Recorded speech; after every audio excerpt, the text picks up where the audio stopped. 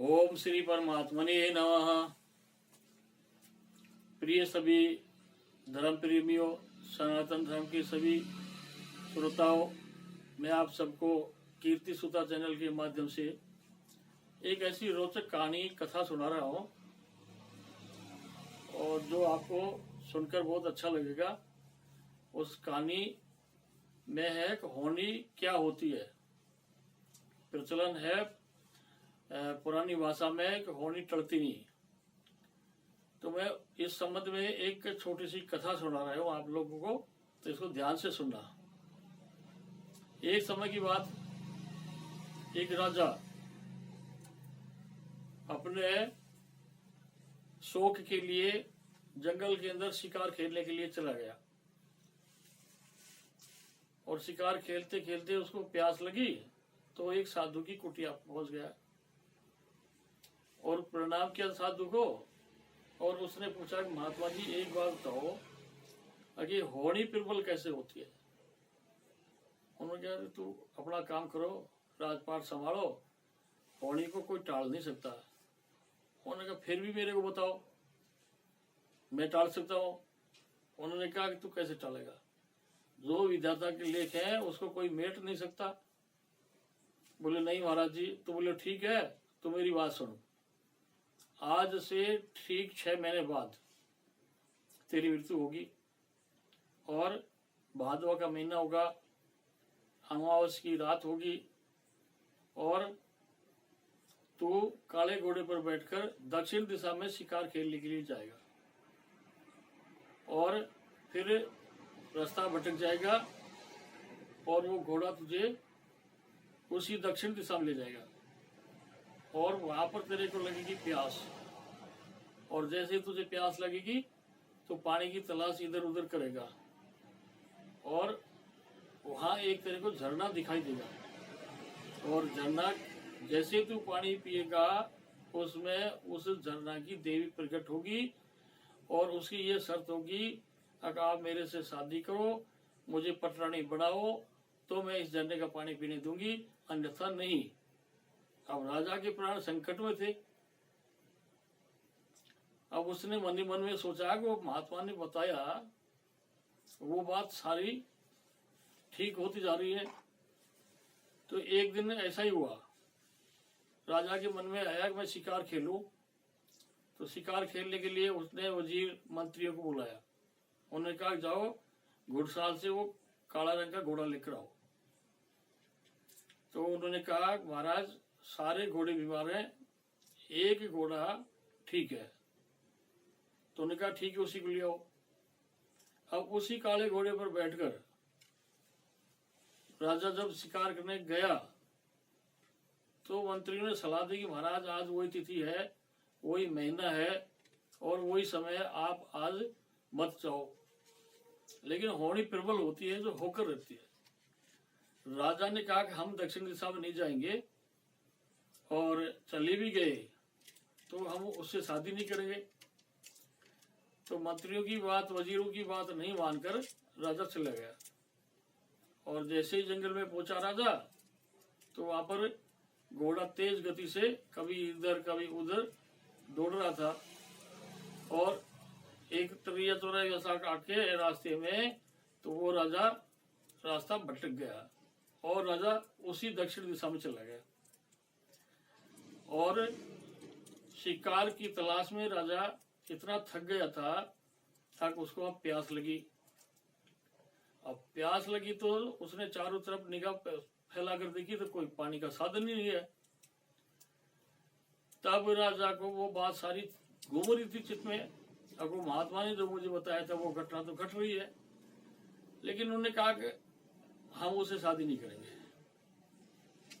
और ये मन में सोचता सोचता वो एक तलेटी की तरफ गया तो उनको एक झरना दिखाई दिया।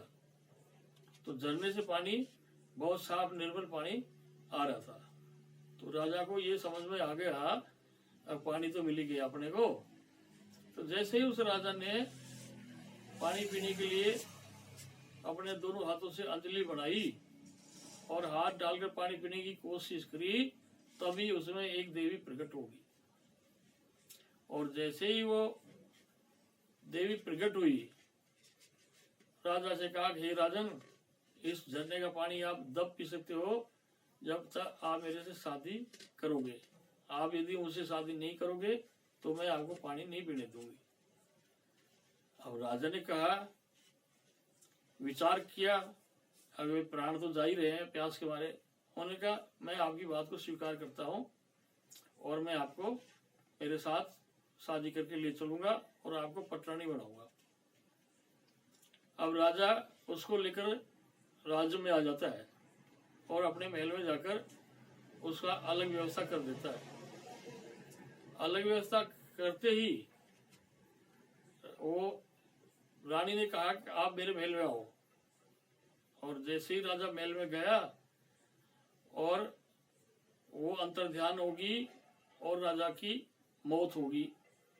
अब ये सारा समाचार फैल गया कि ये कोई चुड़ैल थी या भूत प्रेत की उन्हीं में से थी। एक राजा पास में जाते ही मर गया तो बड़ा मातम सा छा गया राज में। तो अब एक बात वजीरों ने कहा कि हम सब मिलकर उस महात्मा जी के पास चलेंगे, वो कोई युक्ति बता देंगे, तो देखते हैं। तो सब लोग वो महात्मा की कुटिया की तरफ बढ़े और जाकर कहा महाराज, ये राजा बहुत अच्छे थे और ये ऐसे से एक शादी करके लाए थे, और वो न जाने कौन स्त्री थी क्या थी, और उसको हाथ लगाते ये राजा के प्राण चले गए। तो महात्मा ने कहा भाई मैं तो इसको पहले ही समझा दिया था, अब मृत्यु को कोई टाल नहीं सकता, होने को कोई टाल नहीं सकता। जो घटना घटेगी वो घटनी है ही, और जो नहीं घटेगी वो कभी नहीं घटेगी। लेकिन ये माने नहीं मेरी बात को। अब मैं एक काम कर सकता हूँ, मैं योग के बल से या तो आप सब लोगों में से अपनी आयु में से इसको 10 साल 20 साल की उम्र दे दो, या इनकी रानियां दें।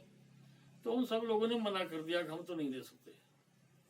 तो महात्मा को दया आई, उसने कहा ठीक है, मैं इसको कुछ समय के लिए जिंदा कर रहा हूँ, मेरी आयु में से दे रहा हूँ थोड़ा समय के लिए, और इसको एक कथा सुनाऊंगा और ये कथा में हंसेगा और संशय करेगा तो ये पुनः मृत्यु को प्राप्त हो जाएगा। तो जो जनता थी उन्होंने कहा महाराज नहीं हंसेंगे, आप इनको जीवित करो। तो महात्मा ने जल लेकर आमंत्रित करके उसमें छींटा मारे और वो राजा जग गया, खड़ा हो गया, जिंदा हो गया। अब देखता है तो वो साधु सामने। तो राजा ने प्रणाम किया। साधु ने कहा होनी होकर रही नहीं, आपने कहा था कि मैं टाल दूंगा, टली आपके बस की नहीं है। अब मैं तेरे को एक कथा सुनाता हूँ और उस कथा में यदि तू हंस गया या तेरे के मन में संशय हो गया तो तेरे को कोई नहीं बचा पाएगा। तो ने कहा महाराज मैं हंसूंगा भी नहीं और संशय भी नहीं करूंगा, आप मेरे प्राण बचाओ। तो साधु ने एक छोटी सी कथा महाभारत के युद्ध के समय की सुना दी। और वो कथा में ये प्रसंग आ रहा था कि भीम के अंदर इतना बल था, हाथियों के सूंड पकड़ पकड़ के आसमान में उछाल देता था, और आज तक भी वो हाथी आसमान में घूम रहे हैं। तो राजा से डटा नहीं गया और राजा ने कहा महाराज और तो सारी बात मैं मान लूंगा, लेकिन ऐसा संभव नहीं है, अब वो हाथी अब भी आसमान में है। तो उन्होंने कहा देख तू हंस भी रहा है और तूने संशय भी किया है, अब इस संशय का मैं निवारण तो कर देता हूँ, तू बचेगा नहीं। तो जैसे ही महात्मा ने जल लिया और आसमान की तरफ जल फेंका, और फेंकते ही एक हाथी पड़ा दिड़ाम से आके। तो हाथी पड़ते ही उन्होंने कहा देखिए हाथी है कि नहीं है।